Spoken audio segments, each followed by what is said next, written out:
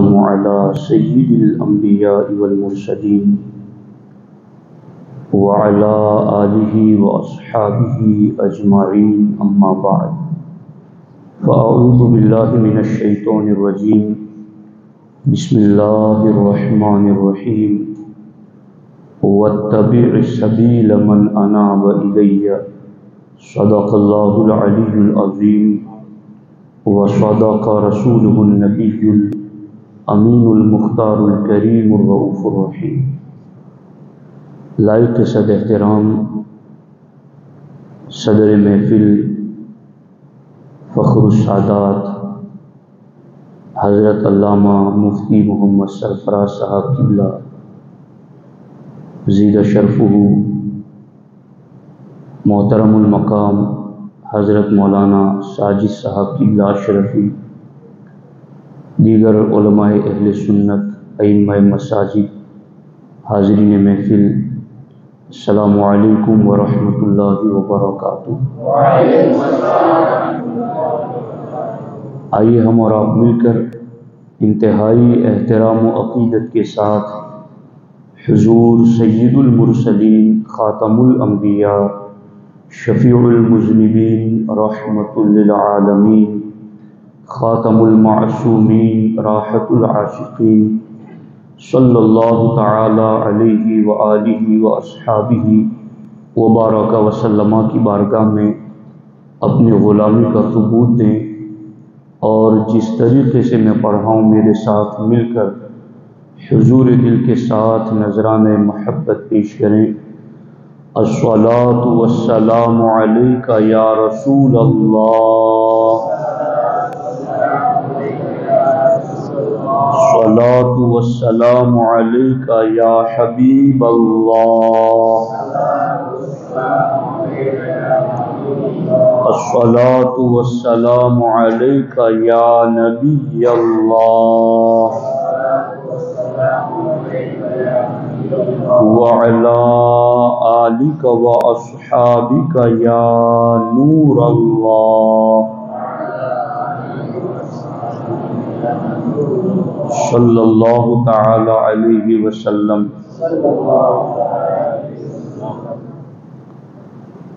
علم اسلام کا اونچا کیا احمد رضا خان نے، علم اسلام کا اونچا کیا احمد رضا خان نے، متاع دین پہ پہرا دیا احمد رضا خان نے، علم اسلام کا اونچا کیا احمد رضا خان نے، متاع دین پہ پہرا دیا احمد رضا خان نے، ملا جو دہر کو صفا کی نورانی فضاؤں سے، ملا جو دہر کو صفا کی نورانی فضاؤں سے، وہ در سے عشق تازہ کر دیا احمد رضا خان نے، وہ در سے عشق تازہ کر دیا احمد رضا خان نے، لگایا جب نقب ایمان پہ ملت فروشوں نے، لگایا جب نقب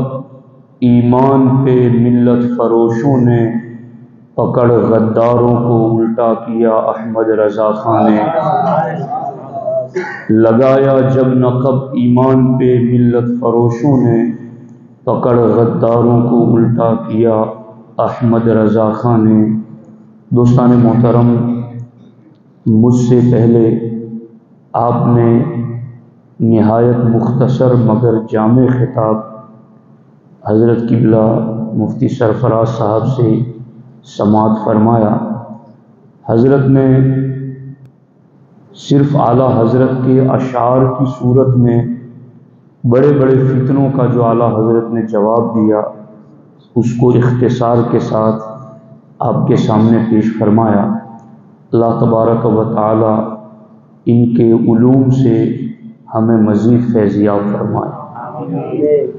دوستان محترم، تھوڑی دیر کے لیے میں کچھ ضروری باتیں آپ کی خدمت میں رکھنا چاہتا ہوں۔ اعلیٰ حضرت کے بارے میں کہ اعلیٰ حضرت نے 75 سے زیادہ علوم و فنون پر لگ بھگ 1000 کتابیں لکھی۔ یہ تو اعلی حضرت کا کارنامہ ہے، مگر 2006 تک کی رپورٹ یہ ہے کہ اعلی حضرت کی ذات پر جو کتابیں لکھی گئی، جو رسائل لکھے گئے، جو مقالات لکھے گئے، اعلی حضرت نے دین اور اسلام کی تجدید کے لیے تقریباً 1000 کتابیں لکھی، اور 2006 تک اعلی حضرت پہ جو کتابیں لکھی گئی اس کی تعداد 800 بنتی ہے۔ مقالات، رسائل، جرائد، نمبر۔ تو آپ دیکھیں کہ اللہ رب العزت نے امام اہل سنت کی ذات کو کیسی تہ در تہ علمی شان عطا فرمائی ہے۔ آپ کی علمی شان پر علماء سے آپ نے سنا ہوگا۔ میں آج کی اس محفل میں کچھ ایک ایسی بات عرض کرنا چاہتا ہوں کہ جس کا اعلی حضرت کی ذات سے ایسا تعلق کہ جس تعلیم کی آج ہمیں بھی ضرورت ہے۔ اس پر میں بطور تمہید 2 روایتیں پیش کرتا ہوں۔ یعنی آج ہم میں سے، اچھا یہ بھی بات سن لو کہ 25 صفر کی شب کل گزری، آج کا دن 25 صفر تھا، اور آج یہ 26 رات مغرب کے بعد سے شروع ہو گیا، اور 27 کے بعد 28 جو تاریخ آئے گی وہ امام ربانی مجدد الف ثانی شیخ احمد سرہندی رضی اللہ تعالی عنہ کے عرس کی تاریخ ہے۔ تو ہم ان دونوں مجددین کی باتیں ساتھ میں لے کر چلیں گے انشاءاللہ۔ دوستان محترم، ہم میں سے ہر شخص اس بات کو پسند کرتا ہے کہ کاش میں مجدد الف ثانی کے زمانے میں ہوتا اور میں بھی ان کی مجلس میں بیٹھتا، ان کے ارشادات سنتا، ان کی تعلیمات سے فیض حاصل کرتا۔ ہم میں سے ہر شخص کی یہ تمنا ہے کہ کاش میں امام اہل سنت کے دور میں ہوتا، ان کی مجلسوں میں بیٹھتا، ان کا وعظ سنتا، ان کی نصیحتیں لیتا۔ تو ہر ایک کی جب یہ تمنا ہے تو آج میں ایک ایسا فارمولہ آپ کو بتانا چاہتا ہوں کہ اگرچہ ہم زمینی اعتبار سے بہت دور بیٹھے ہیں ان سے، اگرچہ ہم زمانے کے اعتبار سے بھی بہت دور ہیں ان سے، مگر آج ایک ایسا فارمولہ میں آپ کے سامنے پیش کروں گا کہ زمانے اور زمین کے سارے فاصلے سمٹ جائیں گے اور یہاں بیٹھے بیٹھے ہمیں ان کی بارگاہ کا فیض مل جائے گا۔ اس کو سمجھنے کے لیے 2 روایتیں سنیے۔ امیر المؤمنین فی الحدیث حضرت امام محمد بن اسماعیل بخاری رضی اللہ تعالی عنہ اپنے شاگرد محمد بن ابی حاتم کو حدیث املا کرواتے تھے۔ یعنی امام بخاری بولتے تھے اور ان کے شاگرد لکھتے تھے، امام بخاری لکھواتے اور وہ لکھتے جاتے۔ اب لکھتے لکھتے امام محمد بن ابی حاتم کے حوالے سے امام بخاری کو ایسا لگا کہ اس کی طبیعت اکتا رہی ہے، کہ اس کام سے اس کی طبیعت میں اچاٹ پن آ رہا ہے کہ میں لکھتا ہی رہوں، بند کمرے میں رہوں اور بس یہی کام کرتا رہوں۔ تو امام بخاری کو ایسا لگا کہ میرے شاگرد کی طبیعت اکتا رہی ہے، تو اس وقت امام بخاری نے ارشاد فرمایا، طب نفسا، اے میرے شاگرد خوش رہا کر، فَإِنَّ أَهْلَ الْمَلَاهِ فِي مَلَاهِهِمْ وَأَهْلَ الصَّنَاعَاتِ فِي صَنَاعَاتِهِمْ وَالتُّجَّارَ فِي تِجَارَاتِهِمْ وَأَنْتَ مَعَ النَّبِيِّ صلی اللہ علیہ وسلم وَأَصْحَابِهِ۔ امام بخاری نے فرمایا، میرے شاگرد مجھے لگتا ہے کہ تیری طبیعت میں اکتاہٹ آ رہی ہے، میں تجھے کہتا ہوں خوش رہا کر۔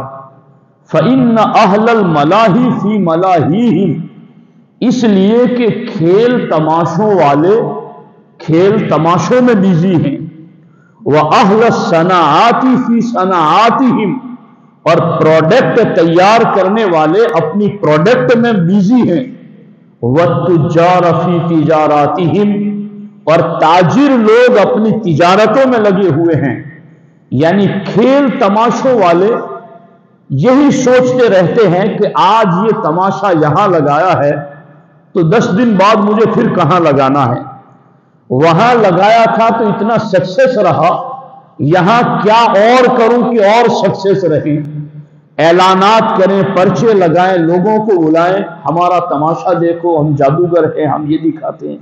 تو امام بخاری نے کہا کہ کھیل تماشوں والے وہ تو اپنے کھیل تماشوں میں لگے ہوئے ہیں، وَأَهْلَ الصَّنَاعَاتِ، پروڈکٹ تیار کرنے والے، گاڑی بنائی کسی کمپنی نے، کپڑے بنائے کسی کمپنی نے، تو کیسے بہتر بنائے اسی پر وہ رات دن غور و فکر کرتے ہیں، اس کی کمی کو کیسے دور کرے اسی کو وہ غور و فکر کرتے رہتے ہیں، نئی سے نئی چیز کیسے لائیں مارکیٹ میں اسی پر وہ غور و فکر کرتے رہتے ہیں۔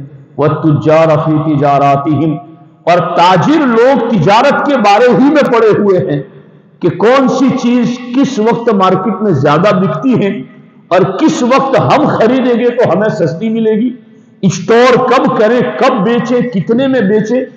امام بخاری فرماتے اے میرے شاگرد، حدیثیں لکھتے لکھتے تجھے اکتاہٹ محسوس ہو رہی ہے، خوش رہا کر، کھیل تماشوں والے کھیل تماشوں میں مصروف ہیں اور پروڈکٹ والے پروڈکٹ میں مصروف ہیں، تاجر اپنی تجارت میں مصروف ہیں، تو خوش رہا کر۔ انت مع النبی صلی اللہ علیہ وسلم و اصحابی، ان کا وقت تو تجارتوں میں، کھیل میں، پروڈکٹ میں لگتا ہے، تیرا وقت تیرے نبی کے ساتھ لگتا ہے، تیرا وقت نبی کے صحابہ کے ساتھ لگتا ہے، چونکہ جب بھی تو بولتا ہے تو یہ بولتا ہے قال رسول اللہ صلی اللہ علیہ وسلم، کہ اللہ کے نبی نے یہ فرمایا، جب بھی تو لکھتا ہے تو یہ لکھتا ہے اللہ کے نبی نے یہ کیا، اللہ کے نبی نے یہ فرمایا، اللہ کے نبی یہاں گئے، اللہ کے نبی یہاں بیٹھے، اللہ کے نبی کے صحابہ نے یہ کہا، انہوں نے یہ پہنا، انہوں نے یہ کھایا، انہوں نے یہاں کا سفر کیا۔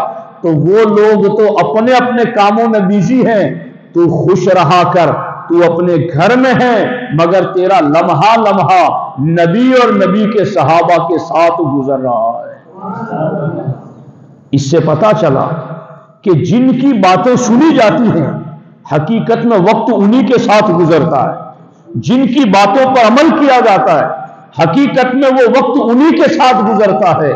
امام بخاری نے کہا تو کتنا خوش نصیب ہے، لوگ کس کس کام میں لگے ہیں اور تو ہر گھڑی اپنے نبی کے کام میں لگا ہے، اپنے نبی کے ساتھ لگا ہے، اپنے نبی کے صحابہ کے ساتھ لگا ہے۔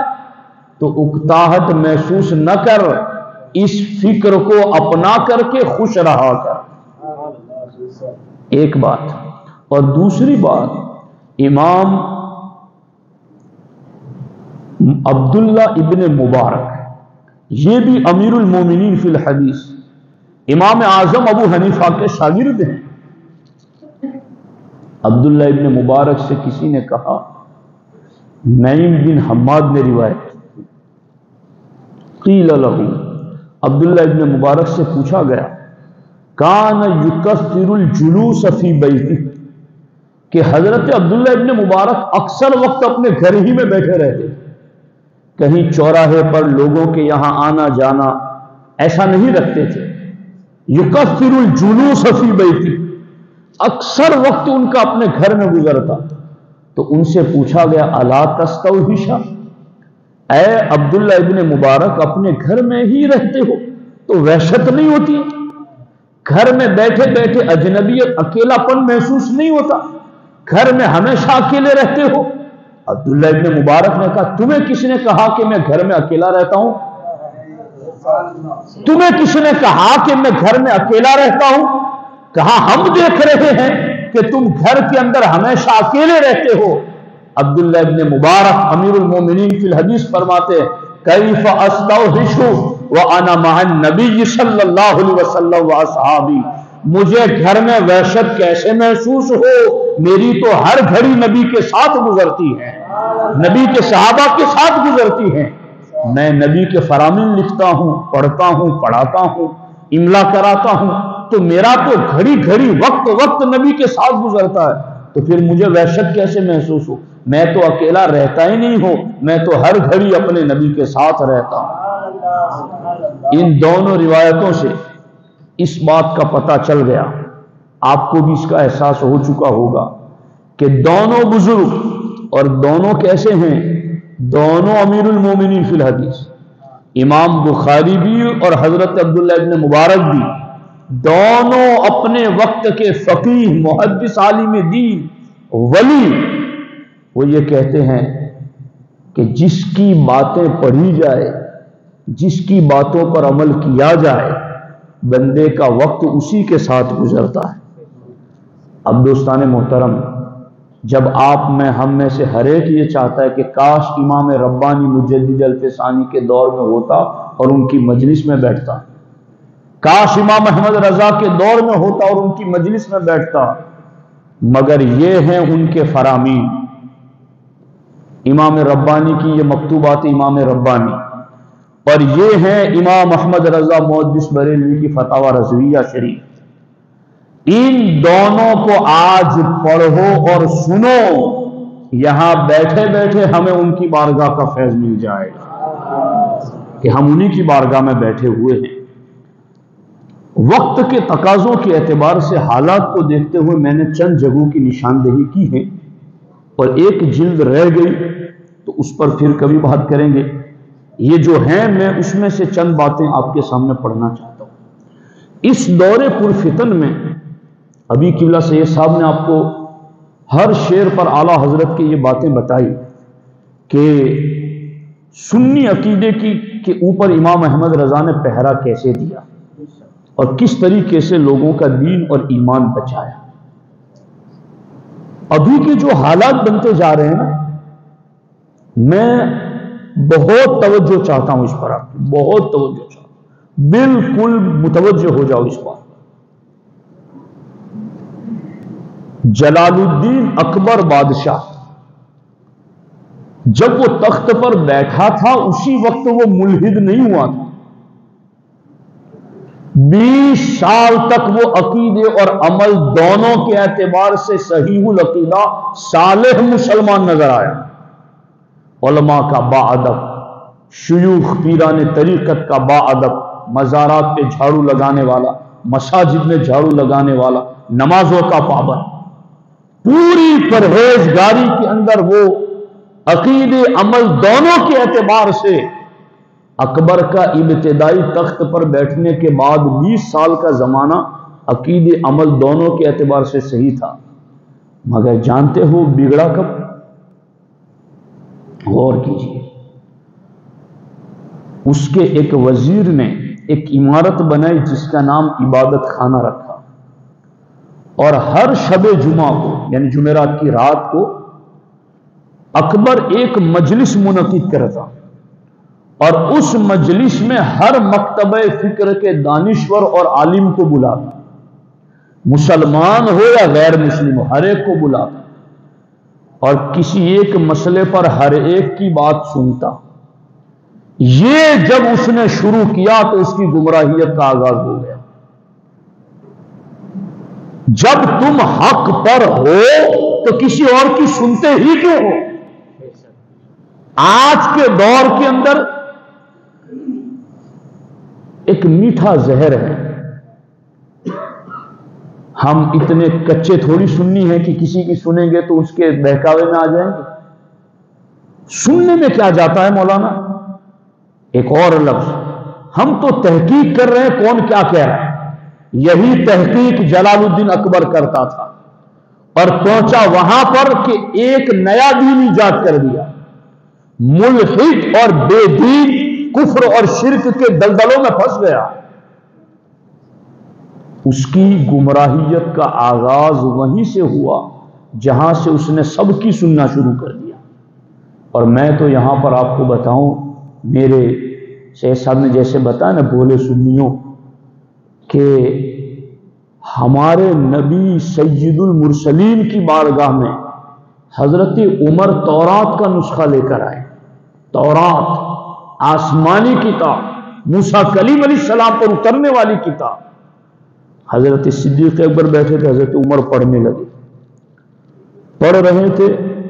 حضرت صدیق اکبر نے حضور کے چہرے کو دیکھا کہ اللہ کے رسول علیہ السلام غضبناک ہو رہے ہیں، تو حضرت صدیق اکبر نے کہا سکلت کا سواکل یا عمر، عمر تجھ پر رونے والیاں روئے، تو تورات تو پڑھ رہا ہے، حضور کا چہرہ نہیں دیکھ رہا، حضور ناراض ہو رہے ہیں۔ حضرت عمر نے تورات بند کی، حضور سے معافی طلب کی، اور حضور نے اس کے بعد جو جملے ارشاد فرمائے، اللہ کے رسول علیہ السلام نے ارشاد فرمایا لو بدأ لکم موسیٰ فاتبعتموہ وترکتمونی لضللتم عن سواء السبیل۔ اے عمر، اگر اس وقت موسیٰ بھی آ جائے اور تم مجھے چھوڑ کر موسیٰ کی پیروی کرنے لگو، لضللتم عن سواء السبیل، تو تم سیدھے راستے سے بہک جاؤ۔ ان کی شریعت منسوخ ہو چکی، ان کی شریعت کے احکام ختم ہو چکے ہیں، اب قرآن چلے گا اور میری سیرت و فرامین چلیں گے۔ یہ کہا کن سے جا رہا ہے؟ غور کیجیے، کہا ان سے جا رہا ہے جن کے سائے سے بھی شیطان بھاگتا ہے، کہا ان سے جا رہا ہے جو الموافق رأیہ لوحی الکتاب ہے۔ قرآن میں آپ طواف کرتے ہیں نا کعبے کا، اس کے بعد کہتے ہیں ابھی صفا مروہ پہ نہیں جانا، مقام ابراہیم پر 2 رکعت پڑھی۔ یہ 2 رکعت کا مشورہ ہی عمر ابن خطاب نے دیا تھا، اور ان کے مشورے پر قرآن کی آیت اتری تھی کہ طواف کے بعد 2 رکعتیں یہاں پڑھا کرو۔ ایسے 20 مقام قرآن میں ہیں کہ جن میں حضرت عمر نے جو کہا وہی قرآن میں آیت نازل ہو گئی، بلکہ کئی مقام میں ایسے جانتا ہوں کہ جو لفظ مشورے میں عمر کی زبان سے نکلے وہی قرآن میں وہی کے اترے۔ ایسے عمر جن کے سائے سے شیطان بھاگے، جن کو دیکھ کر شیطان راستہ بدل دے، جن کو امت کا ملہم اور محدث کہا گیا کہ عمر کی زبان پر فرشتے کلام کرتے ہیں، عمر وہ ہے جو صاحب الہام ہے۔ ایسے عظیم صحابی رسول کو حضور نے کہا کہ تمہیں آسمانی کتاب قرآن چھوڑ کر اب پڑھنے کی اجازت نہیں۔ جنہوں نے 12 سال تک ہمارے نبی سے صرف سورہ بقرہ پڑھی، کتنا ہی لگ رہا ہوگا عمر کا، پھر بھی حضور نے کہا یہ نہیں پڑھنا تمہیں۔ تو آج کے چھوکرے تحقیق کر رہے ہیں اور سن رہے ہیں یوٹیوب پر گمراہوں کو، بدعقیدوں کو، بد مذہبوں کو، تو یہیں سے اکبر کی گمراہیت کا آغاز ہوا تھا۔ اس لیے اپنے دین، ایمان اور سنیت کو بچانا چاہتے ہو تو جتنا وقت غیروں کو سننے میں لگاتے ہو اس سے زیادہ وقت اپنے آپ کو پڑھنے میں لگاؤ، اپنی سنیت کے لیے لگاؤ، اپنے علماء کو سنو، اپنے علماء کی کتابیں سنو، اس لیے کہ جو جس راہ کا ماہر نہیں ہے اس راہ میں جائے گا تو مال ہے راہ مار پھرتے ہیں، بائیں رستے نہ جا مسافر سن، مال ہے اور راہ مار پھرتے ہیں۔ تیرے پاس ایمان کا مال ہے اور مال لوٹ لینے والے راستے میں پھر رہے ہیں، تو یہ حالات ہے۔ اب یہ جو سوشل میڈیا ہے، یوٹیوب ہے، فیس بک ہے، سن سن کے لوگوں کے کانوں میں ایسے دماغ کہ اب وہ یہ کہنے لگے کہ بھائی سنی لفظ مت بولو یار، مسلمان کافی۔ جی سنی بولتے ہیں تو یار فرقہ واریت ہوتی، کچھ کلمہ پڑھنے والے چھٹ جاتے ہیں، تو سنی لفظ نہ بولا کرو، صرف مسلمان بولا کرو، ہم مسلمان ہیں بس۔ میں کہتا ہوں سنی لفظ فرقہ واریت نہیں ہے، سنی لفظ فرقہ واریت سے اپنے آپ کو بچانا ہے۔ جہاں سنی لفظ آتا ہے بندہ ہر فتنے سے بچ جاتا ہے، اور اس کو ہمارے بزرگوں نے کتنا ضروری سمجھا تھا یہ دیکھو امام ربانی کے مکتوبات جلد نمبر اول مکتوب نمبر 251. امام ربانی نے یہ پوری بحث جو ہے نا یہ صحابہ اور اہل بیت کے بارے میں کی کہ صحابہ اور اہل بیت کے بارے میں عقیدہ کیا رکھنا چاہیے، پوری بحث کی. اور باضابطہ علماء کے لیے یہ جو میں نے لائن لگائی اس سے پہلے حدیث لکھی اذا ظہرت الفتن او البدع والی ولم یظہر العالم علمہ فعلیہ لعنۃ اللہ والملائکۃ والناس اجمعین، کہ جب نئی نئی عقیدے لوگ اپنانے لگے اور عالم اپنا علم ظاہر نہ کریں تو اس عالم پر اللہ، فرشتوں اور تمام لوگوں کی لعنت ہوتی ہے. یہ امام مجدد الفسانی نے یہ بات ذکر کی. اور اس کے بعد پوری کئی صفحات پر جو بحث کی اس کا خلاصہ امام ربانی نے لکھا، وہ میں آپ کو سنا رہا ہوں. امام ربانی فرماتے پس باید کہ مدار اعتقاد را بر آنچے معتقد اہل سنت است دارن. امام ربانی فرماتے حاصل کلام یہ ہے کہ اپنے عقیدے کا دار و مدار سنی عقیدوں پر رکھنا. اور آج جو ہر کسی کی بات سن لیتا ہے، تو اس زمانے میں تو سوشل میڈیا نہیں تھا، مگر پھونکے مارنے والے اس دور میں بھی رہے ہوں گے، بدعقیدگی پھیلانے والے. تو امام ربانی فرماتے ہیں وَسُخَنَانِ زید و عمر را در گوش نیارن، للو پلو کی باتوں پر کان نہ دھرا کر. یہ علماء جانتے ہیں یہ زید و عمر کس اصطلاح میں بولا جاتا ہے. زید و عمر کی باتوں پر کان نہ دھرا کر اپنے عقیدے کا دار و مدار سنی عقیدوں پر رکھو. اور آگے فرماتے ہیں یہ جو زید و عمر کی باتیں ہیں نا، للو پلو لوگوں کی باتیں، امام ربانی مجدد الفسانی فرماتے ان کی باتوں کی حیثیت کیا ہے. فرماتے ہیں مدار کار را بر افسانہ ہائے دروغ ساختن خود را ضائع کردن است. امام ربانی فرماتے ہیں جھوٹے افسانوں پر اپنے کام کی بنیاد رکھنا خود کو برباد کر دینا ہے. تو یہ جو زید و عمر کی بات ہے نا، سنیوں کو چھوڑ کر جس کسی کی بھی بات ہے وہ زید و عمر کی باتیں اور وہ جھوٹے افسانے ہیں. امام ربانی مجدد الفسانی ارشاد فرماتے ہیں کہ ایسے جھوٹے افسانوں پر کان دھرو گے تو تباہ ہو جاؤ گے. ان کی باتوں پر کان نہ دھرنا.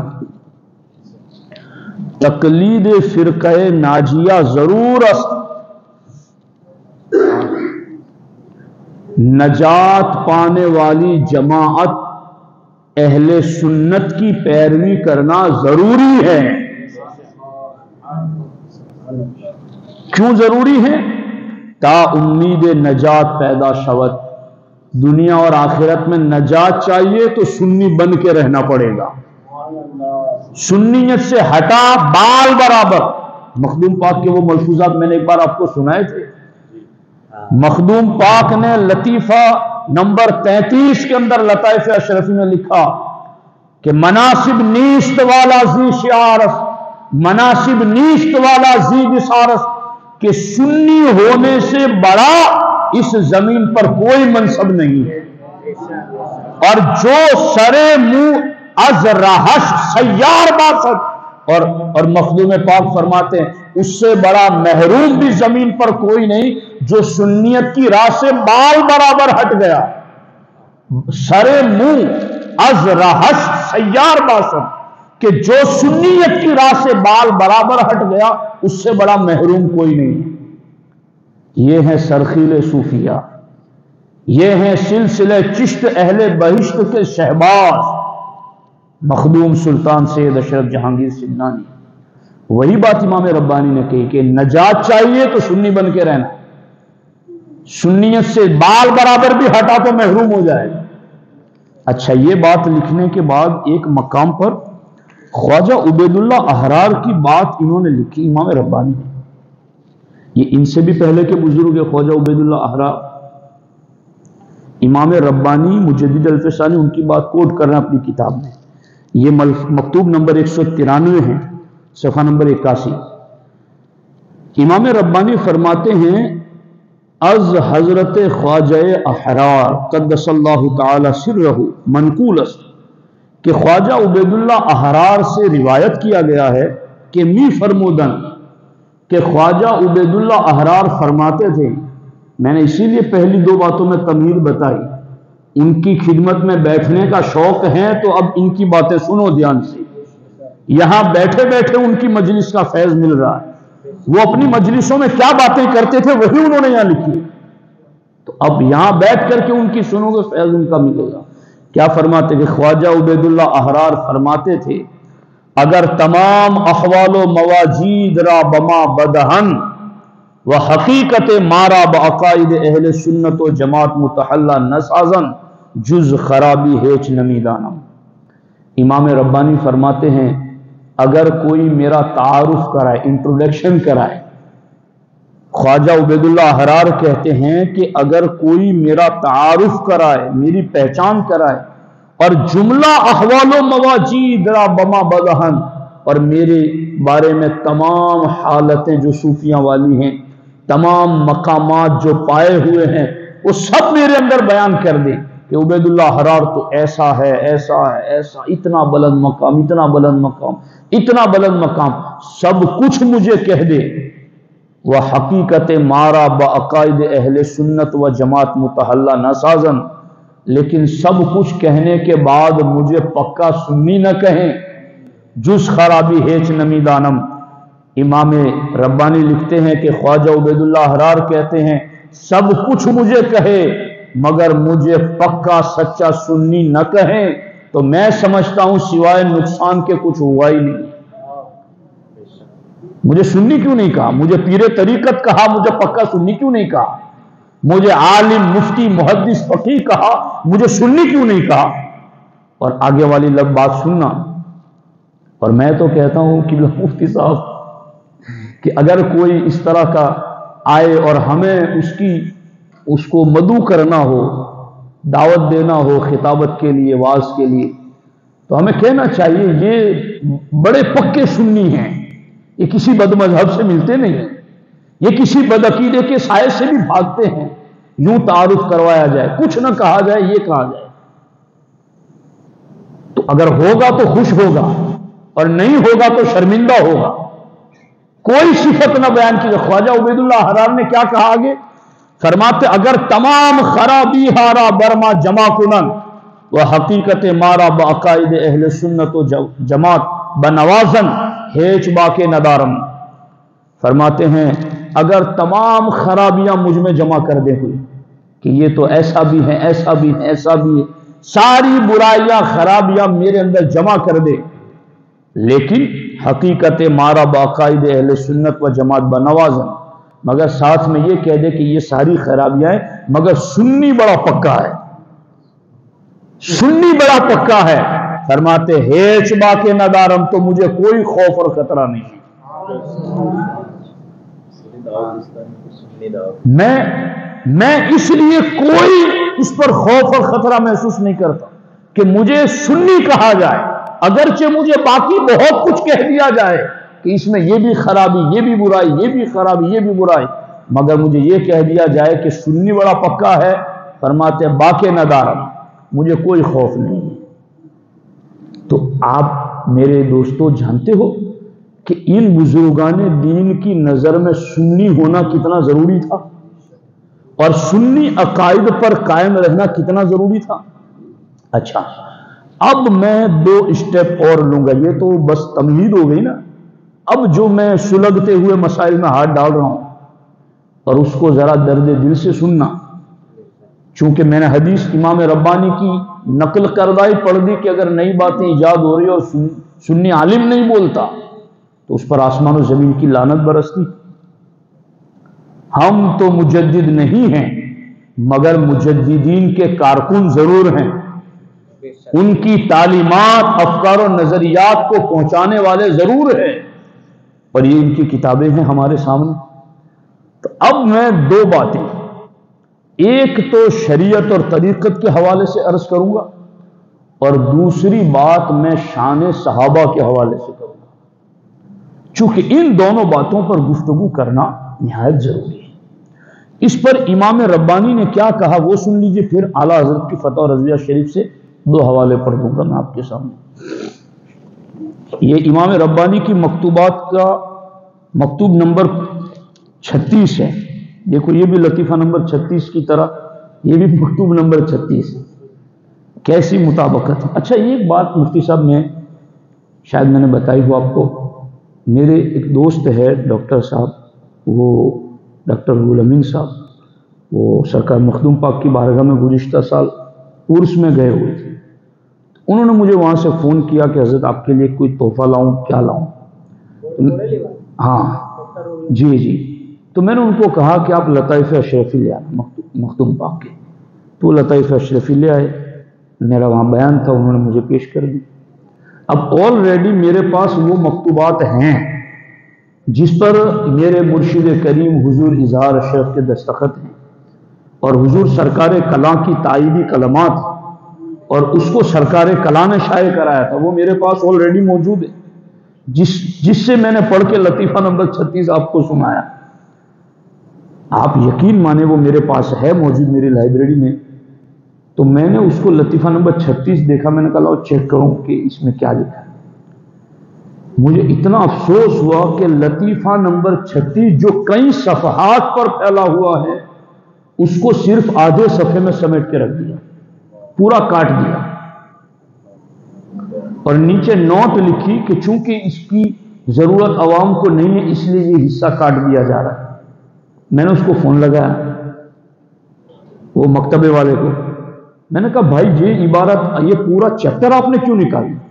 چونکہ اس پورے چیپٹر میں یہ دیکھو، سونا جنگل رات اندھیری چھائی بدلی کالی ہے، سونے والوں جاگتے رہنا چوروں کی رکھوالی ہے، آنکھ سے کاجل صاف چرا لے یا وہ چور بلا کے ہیں، تیری گٹھڑی تاکی ہے اور تو نے نیند نکالی ہے۔ غور کرنا یہاں پر، میں نے اس سے فون کر کے کہا کہ بھائی آپ نے یہ کیوں نکال دیا؟ کیونکہ اس میں مخدوم سلطان سید اشرف جہانگیر سمنانی جو صوفیوں کے امام ہیں، انہوں نے 72 جہنمی فرقوں کے نام بھی لکھے ہیں اور ان کے گمراہانہ عقیدے بھی لکھے ہیں، سارے خارجیوں کے، سارے رافضیوں کے، سب کے عقیدے لکھے ہیں کہ یہ کافر ہیں، یہ جہنمی، اور ان کا یہ عقیدہ، اس لیے وہ سارے نکال دی۔ میں نے پوچھا ان سے کہ آپ نے یہ کیوں نکالے؟ کہ عوام کو اس کی ضرورت نہیں تھی اس لیے میں نے نکالی۔ میں نے کہا باقی پوری کتاب کی عوام کو ضرورت ہے؟ یہ تو علماء کو پڑھنے کی ہے، یہ بحثیں علماء کو سمجھ میں نہیں آتی۔ خدا کی قسم جو وحدت الوجود وغیرہ کی بحثیں مخدوم پاک نے کی ہے، بار بار پڑھنے سے ابھی ہماری سمجھ میں نہیں آ رہی۔ تو میں نے کہا کہ وہ کیوں نکال دیا آپ نے؟ وہ معذرتیں کرنے لگے کہ بھول ہو گئی، غلطی ہو۔ میں نے آپ نے نوٹ لکھ کر کے غلطی نہیں کی، جان بوجھ کے آپ نے اہل سنت کے ساتھ دھوکہ دیا ہے۔ تو یہ حالتیں ہو چکی ہیں کتابیں چھاپنے والوں کی۔ تو اب دیکھیے اس حوالے سے یہ مکتوب نمبر 36، اور وہاں سے وہ مکتوب نمبر 36 کاٹ دیا گیا، اور اس مکتوب نمبر میں مخدوم پاک نے سنی ہونے کی 10 شرطیں بھی لکھی۔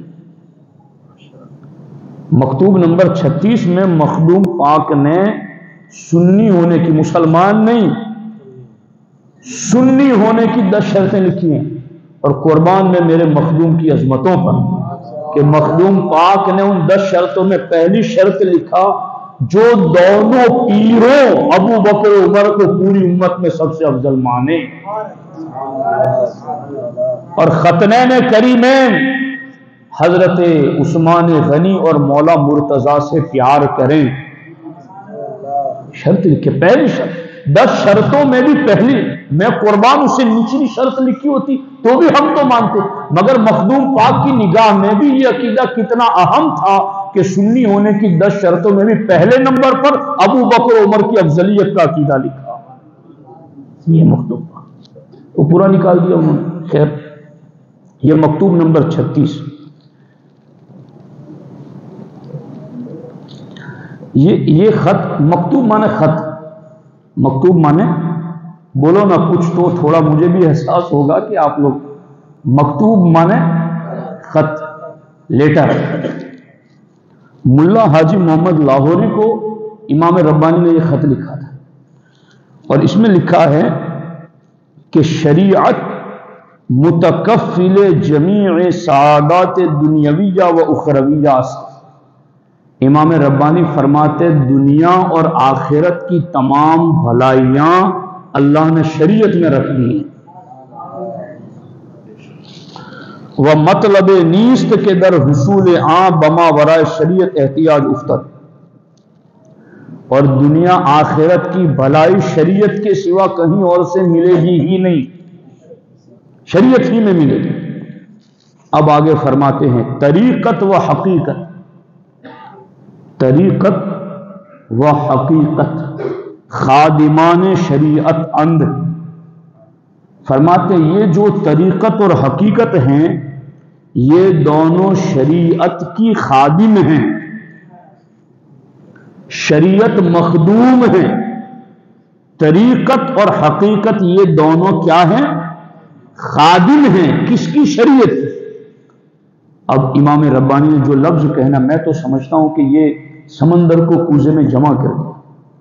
فرماتے ہیں جس شریعت کی خادم ہے طریقت اور حقیقت، فرماتے ہیں وہ شریعت کیا ہے؟ فرماتے ہیں شریعت را سے جز است، شریعت کے 3 حصے، شریعت کے کتنے حصے ہیں؟ 3 حصے، علم و عمل و اخلاص۔ شریعت 3 چیزوں کا نام ہے، علم، عمل اور اخلاص۔ تا این ہر سے جزو متحقق نشون، شریعت متحقق نشون۔ جہاں تک یہ تینوں چیزیں اکٹھی ایک جگہ نہ ہو وہاں تک شریعت نہیں آتی ہے، تینوں اکٹھی ہونی چاہیے۔ اب امام ربانی کی بات سننا، فرماتے ہیں کہ طریقت اور حقیقت دونوں شریعت کی خادم ہیں، مگر شریعت کی خدمت دونوں کہاں آ کر کرتی؟ 3 جز بتائیں، علم، عمل اور اخلاص۔ تو طریقت آ کر کے علم کی خدمت کرتی ہے، یا طریقت اور حقیقت آ کر عمل کی خدمت کرتی ہے، یا اخلاص کی خدمت کرتی ہے؟ خادم ہے تو خدمت کس بات میں کرتی؟ تو کمال امام ربانی فرماتے ہیں در تکمیل جزو ثالث کے اخلاص است، شریعت کا تیسرا حصہ جسے اخلاص کہتے ہیں اس کی خدمت کرنے کے لیے طریقت بھی آتی ہیں اور حقیقت بھی آتی ہے، وہ دونوں آ کر کے اخلاص کی خدمت کرتی ہیں۔ میں علماء کی خصوصی توجہ چاہتا ہوں کہ مجدد الفسانی کیا فرماتے ہیں کہ طریقت اور حقیقت خدمت کرتی ہیں شریعت، مگر شریعت کے کس حصے کی؟ اخلاص والے۔ اور اخلاص والا حصہ کب پایا جائے گا؟ علم اور عمل کے بعد پایا جائے گا۔ تو جہاں علم ہوگا اس وقت بھی طریقت نہیں آئے گی، عمل چاہیے، علم کے بعد عمل چاہیے۔ علم اور عمل دونوں ہوں گے تو پھر جا کر کے اخلاص پیدا کرنے کے لیے طریقت آ جائے گی، اخلاص پیدا کرنے کے لیے حقیقت آ جائے گی۔ اب جہاں علم ہی نہیں ہے طریقت کا وہاں کوئی وجود ہوتا ہے؟ جہاں عمل ہی نہیں ہے وہاں طریقت کا کوئی وجود ہوتا ہے؟ وہ جو ڈاکو ہیں عقیدوں کے اوپر باطل فرقے، وہ بھی ڈاکو ہیں، مگر یہ جو علم عمل کو چھوڑ کر طریقت کی بات کرتے ہیں یہ بھی ڈاکو ہیں۔ یہ بھی بات قابل غور ہے۔ تو اخلاص کی خدمت کرنے کے لیے طریقت اور حقیقت دونوں آتی، اور اخلاص کب آتا ہے؟ جب علم اور عمل ہو، اس کے بعد اخلاص میں عمل مدد کرنے کے لیے، خدمت کرنے کے لیے طریقت اور حقیقت آتی۔ اس پر اور بھی بحث کی ہے امام ربانی مجدد الفسانی رضی اللہ تعالی عنہ نے۔ امام ربانی فرماتے ہیں یہ جو راز ہے نا، اب یہ اس محفل میں بیٹھے وہ کوئی 5 منٹ میں کیسے سمجھ میں آ جائے؟ امام ربانی فرماتے ہیں بری فقیر بعد از 10 سال کامل دری راہ بوضوح انجامید۔ امام ربانی فرماتے ہیں میرے اوپر یہ راستہ 10 سال محنت کرنے کے بعد کھلا ہے۔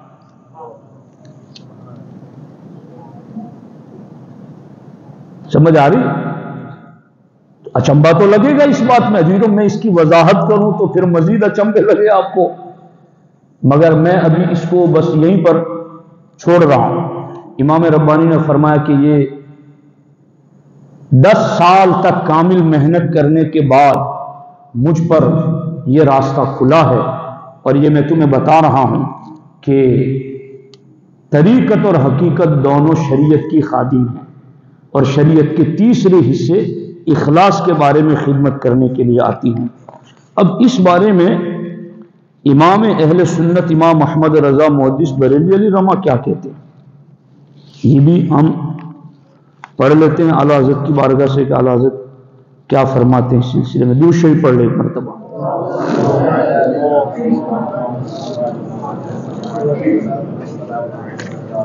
یا سیدی یا رسول اللہ صلی اللہ تعالی علیہ وآلہ وسلم وبارک وسلم۔ دیکھیے اعلیٰ حضرت امام اہل سنت فرماتے ہیں شریعت تمام احکام جسم و جان، روح و قلب و جملہ علوم الہیہ و معارف نامتناہیہ کو جامع ہے۔ اور وہی بات امام ربانی نے کہی کہ جملہ سعادات دنیاویہ و اخرویہ، کہ دنیاوی اور اخروی تمام بھلائیوں کو جامع ہے شریعت۔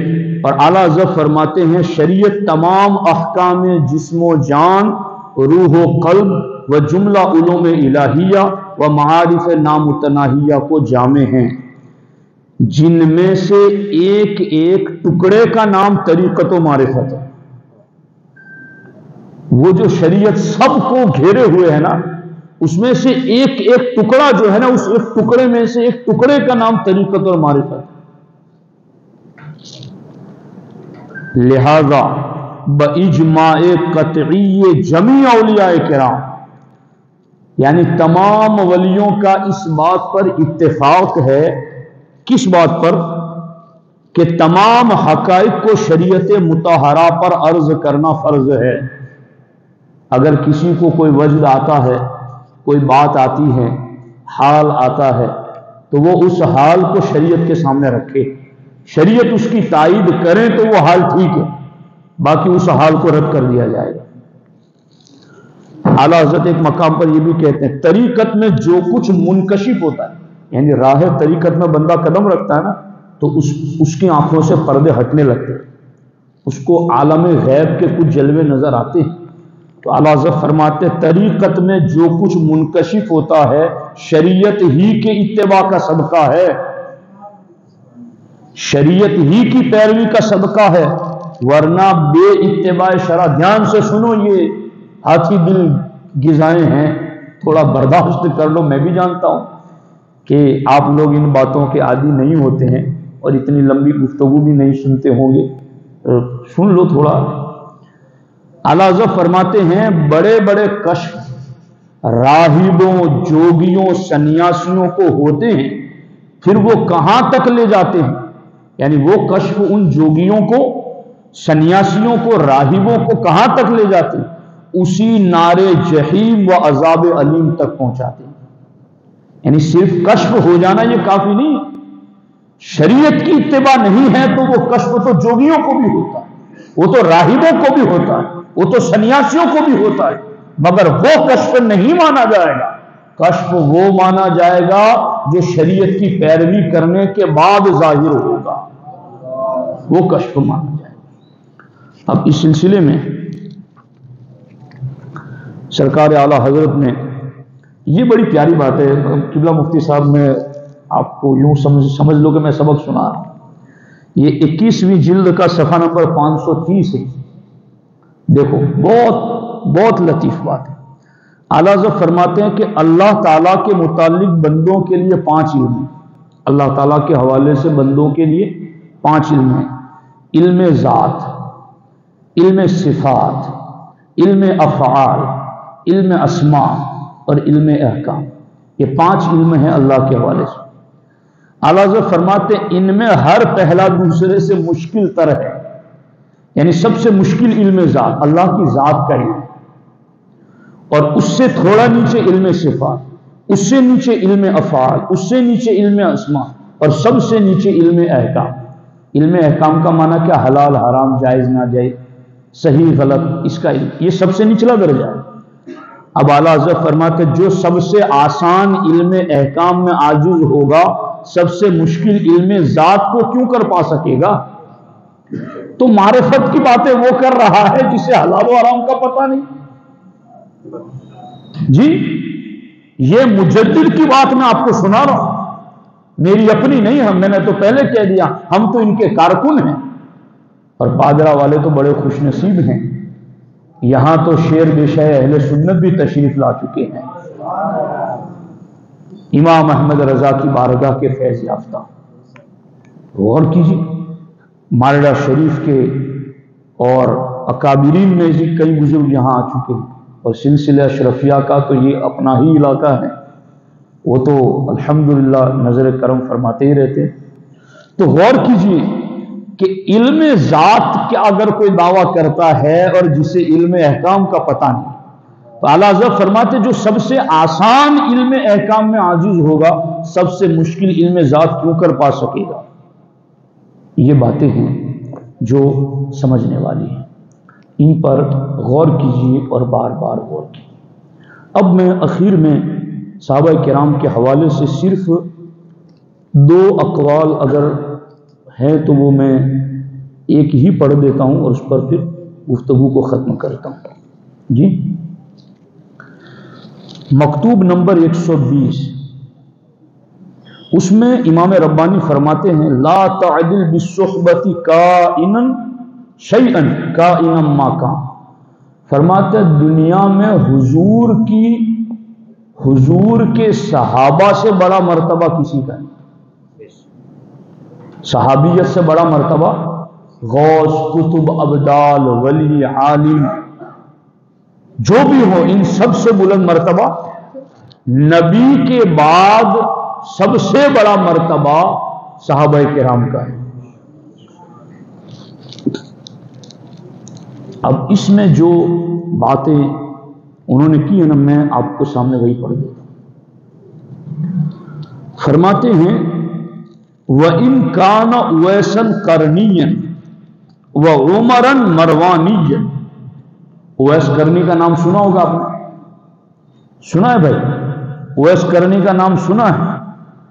عمر بن عبدالعزیز جو اسلام کے پہلے مجدد، آج ہم نے 2 مجددوں کا ذکر کیا، وہ پہلے مجدد اور خلیفہ راشد، فرماتے ہیں اویس کرنی اور عمر بن عبدالعزیز ما بلوغہما نہایت الدرجات و وصولہما غایت الکمالات سوى الصحبت، فرماتے اویس کرنی اور عمر بن عبدالعزیز درجوں کی انتہا کو پہنچے ہوئے، کمالات کی انتہا کو پہنچے ہوئے، سوى الصحبت، ہاں وہ صحابی نہیں تھے، وہ صحابی نہیں تھے، صحابیت کے سوا مرتبوں کی مقامات کی انتہا کو پہنچے ہوئے، فرماتے فلا جرما، اب جب وہ صحابی نہیں تھے مگر سارے مرتبے ان کے بعد دوسرے تھے، تو نتیجہ کیا نکلا؟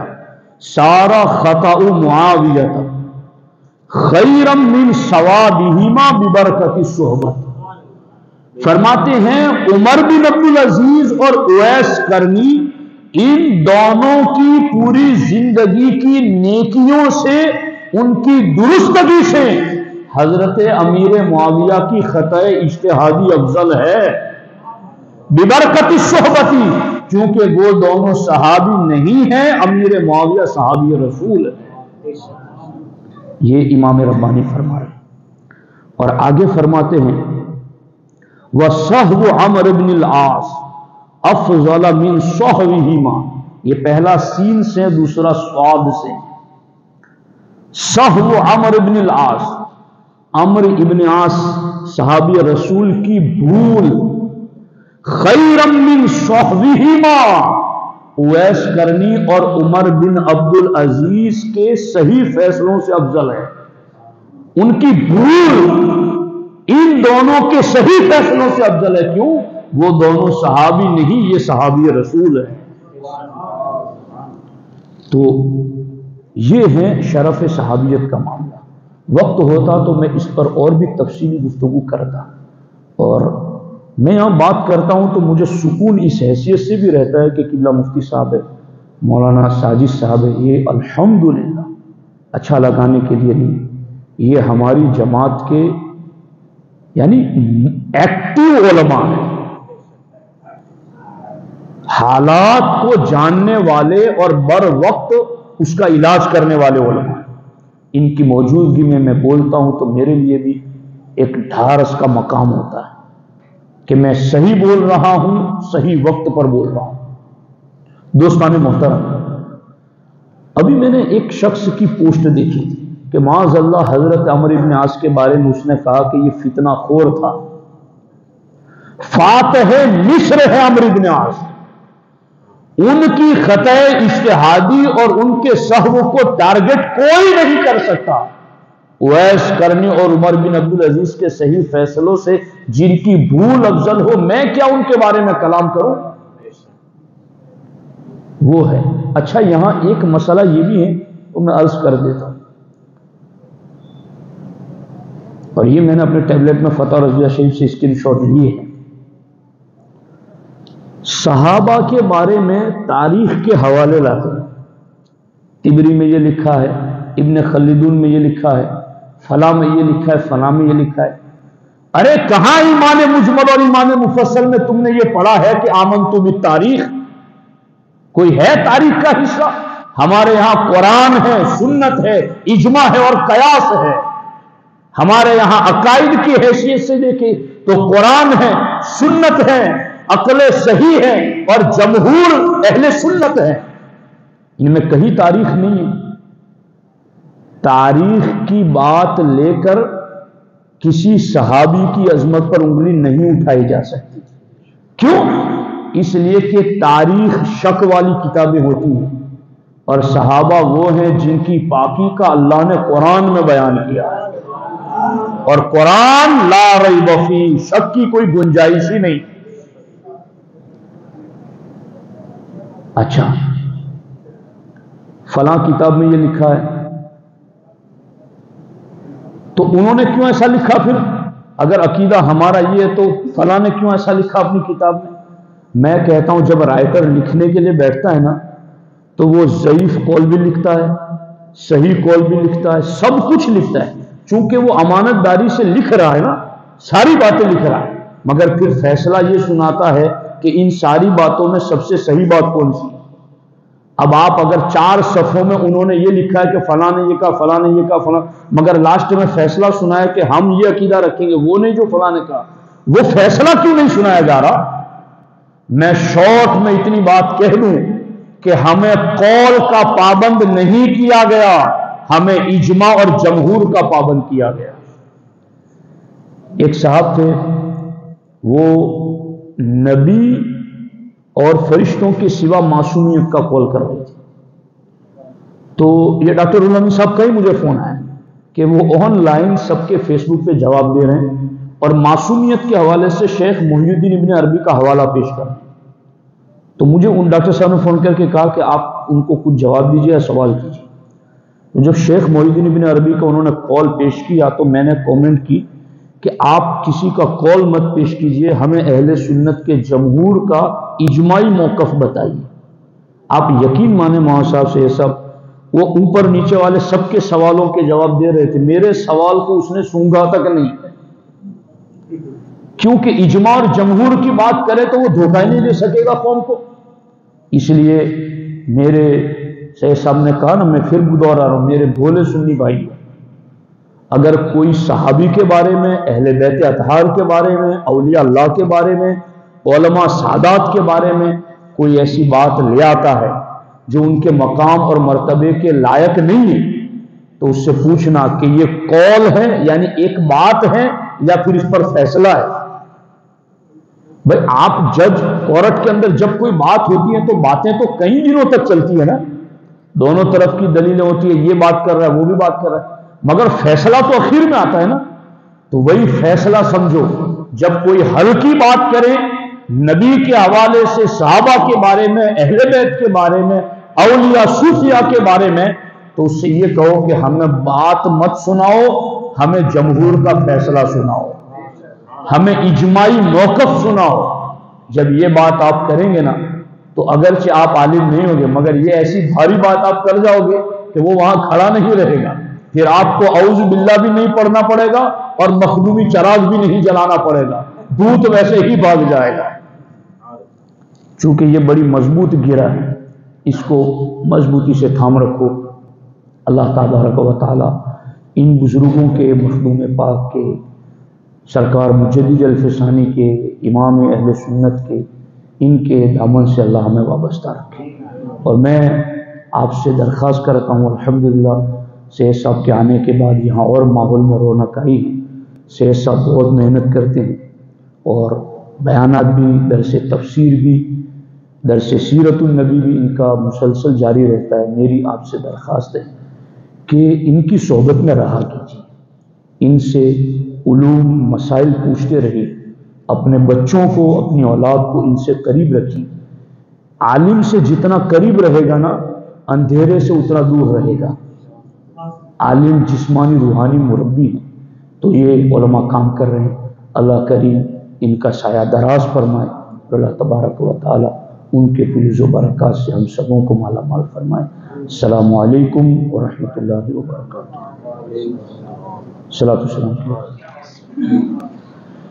مصطفیٰ جان رحمت لاکھوں سلام، شمع بز میں ہدایت لاکھوں سلام، آب تطہیر سے جسم پودے جامے، اس ریاض نجابت پہ لاکھوں سلام، خون خیر الرسل سے ہے جن کا خمیر، ان کی بے لوث طینت پہ لاکھوں سلام، پارہائے صحف غنچہائے قدس، اہل بیت نبوت پہ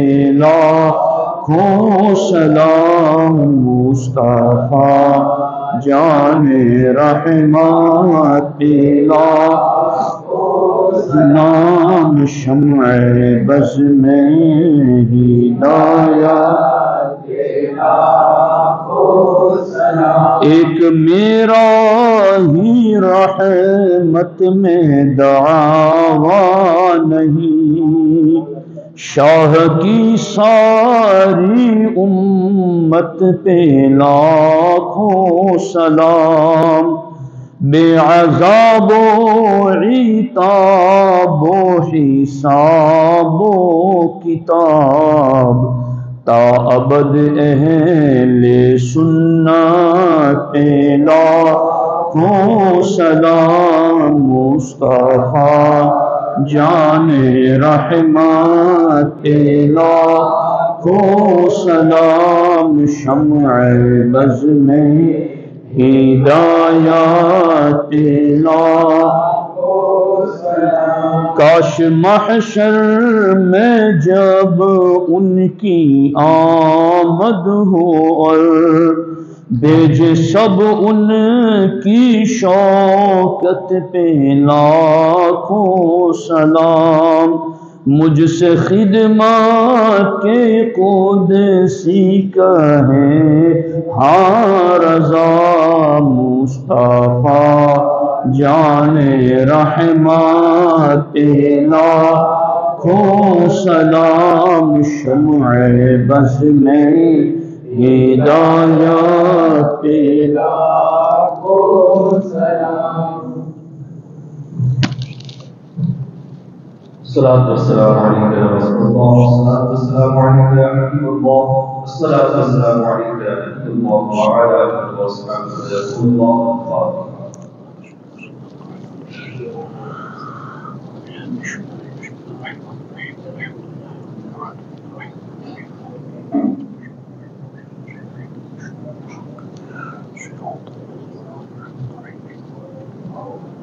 اللهم صل على سيدنا محمد وعلى آله وسلم كلمة سيدنا فاضل بسم الله وكبارا ومن خير اسم جو کچھ کی ذکر خیر و مولا و صفا و بارکات مولا ان سب کا ثواب ہمارے عمل کے حساب سے نہیں بلکہ تو اپنے فضل اور کرم کے حساب سے زیادہ سے زیادہ ثواب عطا فرما ہماری طرف سے سب سے پہلے کے ساتھ ثواب عطا فرما مولا تاجدار مدینہ صلی اللہ علیہ وسلم سیدنا احمد مصطفیٰ محمد مصطفیٰ صلی اللہ علیہ وسلم کی بارگاہ میں استناد کرتے ہیں ان کے صدقے اور وسیلے سے تمام مسلمین مسلمات مومنین مومنات مومنات کے وقت پیش کرتے ہیں بالخصوص کی سارا ثواب کا نذرانہ سیدنا امام ربانی مجدد الانصاری اور سیدنا امام محمد مولا حضرت فاضل بریلوی کی بارگاہ میں پیش کرتے ہیں بڑے غریبی دونوں مجددوں کے فیضان سے ہم سب کو مالامال فرمائے بڑے غریب حضرت نے جو نصیحتیں اپنے خطاب میں پیش کی ہیں مولا بڑی اہم نصیحتیں ہیں ہمیں اسے یاد رکھنے کی اور انہیں اہمیت دے کر کے اپنی زندگی میں عمل میں لانے کی توفیق عطا فرمائے مولا کریم اس پرفتن دور میں ہم سب کے ایمان کی حفاظت فرمائے مولا کریم ہمیں اہل سنت والجماعت کے عقائد پر دستگیر عطا فرمائے مولا کریم ہم سب کا خاتمہ ایمان پر نصیب فرمائے مولا کریم نظر الناس کرنے والے حاضر دینے والے سب کو دنیا اور آخرت میں اس کا بہترین اور اجر اور بدلہ عطا فرمائے اور ہم سب کو بار بار حج اور عمرہ اللہم آمین اور حضور کی حضور کے سامنے ایمان کے ساتھ موت نصیب فرمائے کچھ رہے یا نہ رہے اور دعا ہے کہ امین موت کے وقت سلامت ہم اللہم آمین يصلون على النبي يا أيها الذين آمنوا صلوا عليه وسلموا تسليما اللهم صل على